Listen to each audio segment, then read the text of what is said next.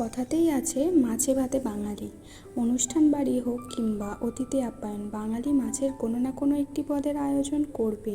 তেমনই একটা মাছের ফেমাস রেসিপি নিয়ে আজকের ধনেপাতা পাবদা। তার জন্য প্রথমেই কয়েকটা পাবদা মাছকে ভালোভাবে নুন, হলুদ আর কিছুটা সর্ষের তেল দিয়ে ভালোভাবে মাখিয়ে রেখে দিয়েছি।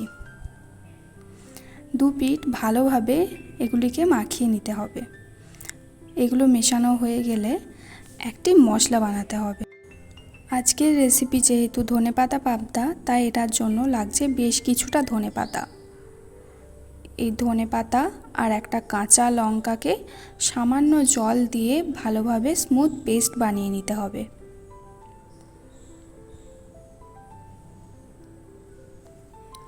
এবার মাছ ভাজার জন্য একটি ফ্রাইং প্যানে নিয়ে নিয়েছি বেশ কিছুটা সর্ষের তেল। তেল গরম হয়ে গেলে দিতে হবে সামান্য নুন, যাতে মাছ প্যানের গায়ে না লাগে। এবার ধীরে ধীরে মাছগুলিকে ভেজে নিতে হবে। এই মাছ ভাজার সময় তেল খুব ছিটকায়, তাই আপনারা ঢাকা চাপা দিয়েও ভাজতে পারেন। এক পিঠ ভাজা হয়ে গেলে আস্তে করে মাছটিকে উল্টে দিতে হবে। এভাবে দু পিঠ লাল লাল করে ভেজে তুলে নিতে হবে। দেখুন, আমি এভাবেই একই রকমভাবে আরও বাকি মাছগুলিকেও ভেজে নিচ্ছি।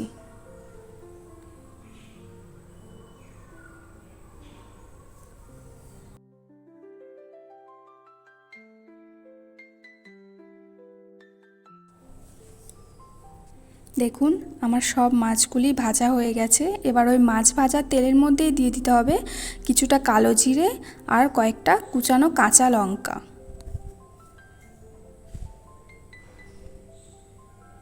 এবার ওই তেলের মধ্যে অ্যাড করছি আদা আর রসুনের পেস্ট। ওটা দিয়ে ভালোভাবে নেড়ে কালারের জন্য দিয়ে দিচ্ছি হলুদ গুঁড়ো আর কাশ্মীরি লঙ্কার গুঁড়ো আর সামান্য জিরের গুঁড়ো দেবেন। এটাও ভালোভাবে নেড়ে মশলাটা কষে এলে দিয়ে দেবেন পেস্ট করে রাখা ধনেপাতার।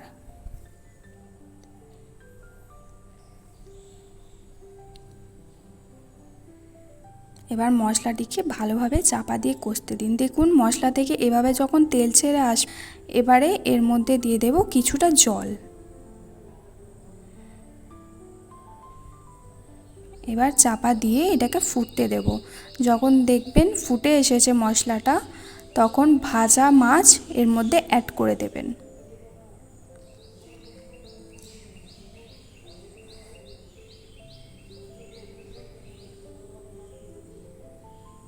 স্বাদ মতো নুন এই সময় অ্যাড করে দেবেন আর সামান্য পরিমাণে লেবুর রস। এবার ঢাকা দিয়ে আর একবার ফুটে যেতে দেবেন। তারপরেই দেখবেন খুব সুন্দর ধনেপাতা পাবদা রেডি। বিশ্বাস করুন, এটার টেস্ট খুবই সুন্দর হয়। ধনেপাতা সিজন থাকতে থাকতে এটা একবার বানিয়ে নিন।